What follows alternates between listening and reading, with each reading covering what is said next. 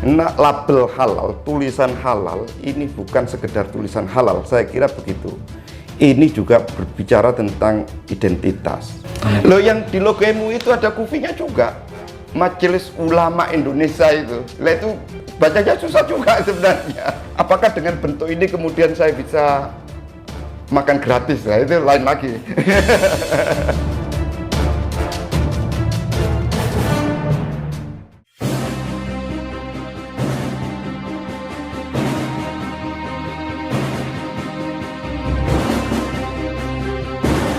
Nah, label halal, tulisan halal ini bukan sekedar tulisan halal, saya kira begitu.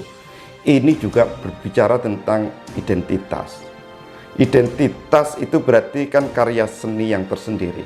Bagaimana mungkin si pembuat logo itu ingin menunjukkan bukan sekedar tulisan. Ini ada bentuknya yang merupakan identitas nasional misalnya. Ya memang bagi seniman sesuatu yang sangat berat untuk menemukan identitas atau sebagai logo itu. Nah ini kalau saya dengar misalnya ada yang bilang bahwa ini kubah, ya, bisa saja. Ada yang bilang itu gunungan, ya, terserah. Ya itu pembaca lah, reader yang itu memahami dan apa namanya writer is dead gitu kan, kalau filsafatnya begitu. Kalau itu memang awalnya mungkin kubah misalnya, it's okay, tidak ada masalah. Secara bentuk saya tidak terlalu mempersoalkan, termasuk apakah itu gunungan kemudian menjadi identitas. Oh ini kok Jawa sentris, nah itu urusan itu ya. Persoalan kemudian ada yang mendalami, loh filosofi gunungan itu beda loh. Karena filosofi gunungan itu di situ adalah gambaran kosmologi Indonesia, dan secara filosofi halal itu menyangkut berbagai persoalan. Ada di situ, ada hewan, ada tumbuhan, ada alam semesta yang ada di situ gitu kan. Mungkin ya bagi itu ya it's okay lah ini, karena kompleksitas gunungan yang di situ menggambarkan filosofi alam semesta, di mana halal itu menyangkut hubungan Tuhan dengan manusia, dengan alam gitu kan.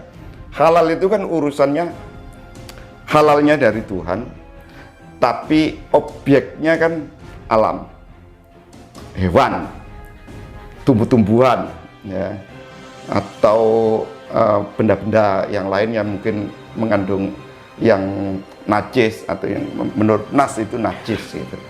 Jadi kalau memang filosofinya ya oke, untuk mencari identitas nasional yang itu secara filosofi masuk gitu, ya oke. Saya kira tidak ada masalah. Mau itu dimaknai sebagai itu bentuknya seperti kubah masjid, ya oke juga sebagai simbol apa namanya Muslim, walaupun kubah itu sebenarnya juga ya kebudayaan entah gitu kan awalnya.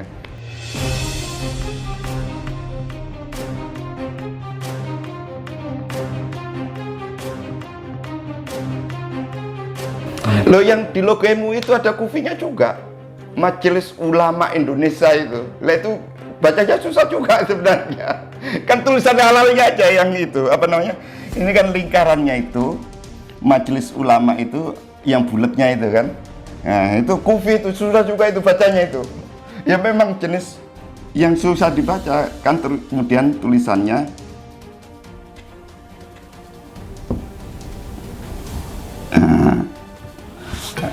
gini, ininya kufi. Majelis, wah, ruwet ini yang apa namanya kufi yang ada ornamen bunga-bunganya itu malah. Majelis Ulama ini kan.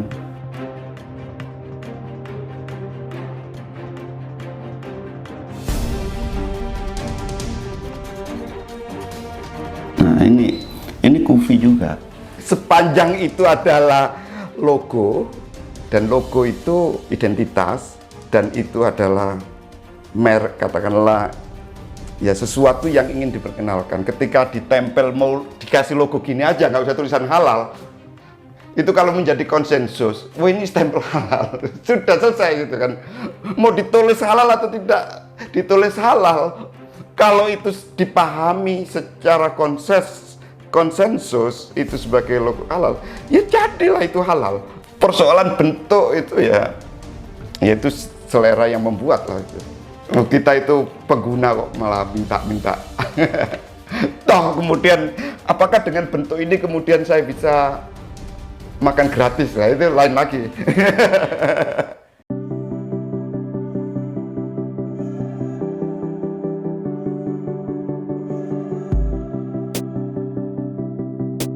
Sekarang sudah banyak aplikasi, misalnya Al-Mukhtar apa itu, Khotot apa lupa saya itu aplikasinya bagus sekali. Aplikasinya itu sudah ada berbagai macam khot dan itu bisa digerakkan. Dan berbeda dengan sebagai font. Ada model-modelnya. Itu kalau untuk generasi milenial ya. Generasi milenial ini kan generasi aplikasi gitu kan. Aplikasi Word itu fontnya ya standar seperti itu lah, apa namanya, susah. Di Indonesia guru saya Isep Misbah, itu guru di Lemka dulu, itu jadi font dia. Cari aja di font LPMQ Arabik, itu keren sekali. Jadi tulisan Arab kita itu tidak seperti tulisan halal yang dipakai MUI di logo itu, bukan itu. Keren sekali, itu memang untuk mushaf Al-Quran. Jadi memang sudah dipergunakan untuk itu dan bisa di-download dimanapun. Kalau mau belajar khot secara manual pakai tangan, pakai pensil atau pakai pen, ini pertama harus mental dulu. Mentalnya harus istiqomah, semangat ingin memperbaiki diri. Nah ini penting karena menulis khot itu butuh ketekunan, butuh keisengan waktu yang cukup, itu pertama. Yang kedua, butuh kertas banyak. Terus kemudian, kalau dulu saya pakainya pen tutul, jadi kayu handam. Ada kayu handam, nanti bisa dicari di bahkan di toko online ada kayu handam untuk khot kaligrafi. Terus kemudian tintanya itu tinta Cina. Itu dicelupin satu huruf satu celupan. Jadi kalau nulis dulu satu alif gitu aja, celup, misalnya gini doang, celup gini, celup cuman begini doang, celup gini. Jadi butuh ketekunan, butuh ketelitian, memang kesabarannya luar biasa itu. Dan nggak cukup waktunya cuman sehari, sebulan, nggak bakalan bisa. Kecuali memang dia sudah punya itu ya, kemahiran tersendiri tentang ukuran-ukuran. Dan ini ada ukurannya. Nah kalau mau belajar, kalau saya dulu belajar dari khot nasakh dulu. Khot nasakh dulu. Ini dasar. Dari sini kemudian bisa nanti masuk ke sulus, bisa masuk ke yang lain-lain, ke diwani jali dan lain sebagainya. Ini dasar. Karena ini sangat terukur, nggak bisa kepanjangan, nggak bisa kependekan juga. Wagu jadinya bagi khotot yang sudah bisa menulis atau sudah ahli, ngelihat kepanjangan atau kependekan itu wagu. Apa ya? Wagu itu apa ya? Kayaknya janggal gitu. Jadi satu alif itu 5 titik. Satu goris udah nggak pakai dihitung lagi, udah nggak pakai penggaris begini, ini 5 titik gitu. Jadi begitu satu alif langsung bisa dihitung 1, 2, 3, 4, 5. Nah ini kemudian baru dijadikan garis. Jadi pennya, mangkasnya juga ada miring. Nanti khot lain, misalnya khot Farisi, itu butuh kelembutan yang sangat tinggi dan kemiringannya juga berbeda. Itu sangat tajam sekali khot. Misalnya kalau digunakan untuk menulis halal gitu, itu kecil bang, dari yang kecil sampai besar.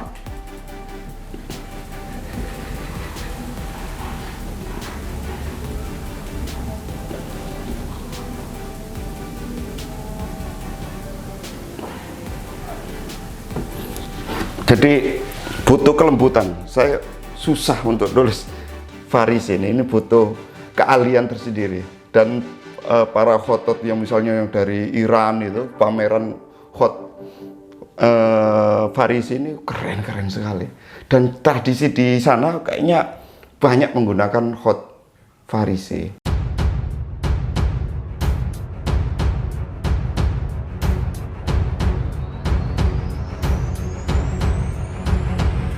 Menurut khotot yang kontemporer, nah kalau saya tadi ceritanya khotot murni, orang yang memang sangat tunduk pada aturan-aturan ya. Memang membaca tadi itu yang terutama lam alif itu menjadi janggal. Tapi bagi khotot kontemporer tidak ada masalah sama sekali. Tidak ada masalah. Kalau mau diperbaiki, ya lam alifnya. Atau misalnya, ini teman-teman dari sanggar saya dulu di kampung, ada juga usulan. Misalnya seperti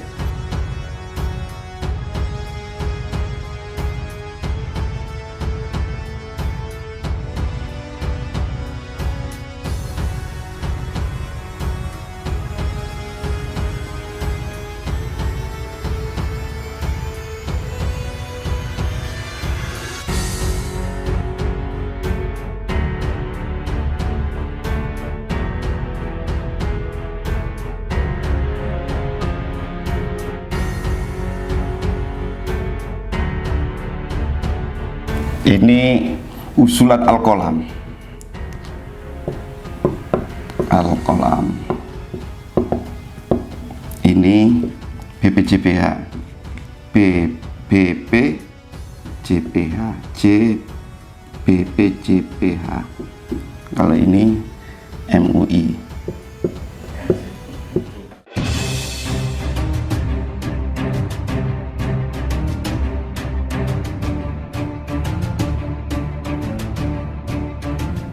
Ya sebenarnya logo itu adalah milik orang yang menciptakan dan orang yang mengeluarkan.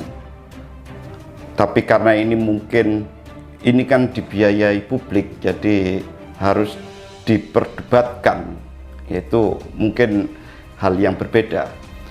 Tetapi dari sisi, kalau orang menanyakan ini, apakah ini sesuai dengan kaidah khot? Memang kaidah khot kufi relatif lebih fleksibel, jadi tergantung nanti perkembangan dan itu adalah konsensus. Kalau orang membaca abjad itu bisa ya tidak ada masalah, tetapi kalau mau diperbaiki menurut tradisi yang sudah ada ya diperbaiki gitu kan.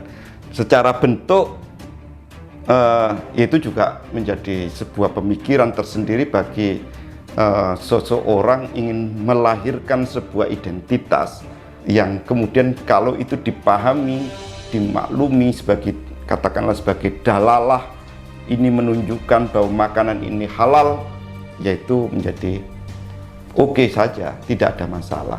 Saya kira itu yang bisa saya sampaikan dan kurang lebihnya tentu saya mohon maaf. Terima kasih atas perhatian para pemirsa, semoga ini bisa bermanfaat dan bisa memotivasi kita untuk literasi tentang kaligrafi. Dan saya ucapkan Assalamualaikum warahmatullahi wabarakatuh.